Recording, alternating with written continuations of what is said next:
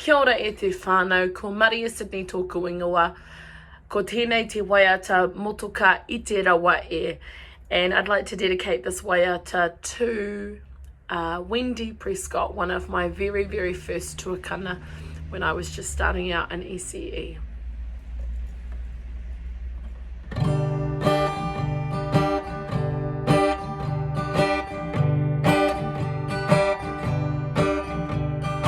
Motoka i te rawa e, māku e taraiwa e, tangi ana, uka, uka, uka, ka kite i te iwi e,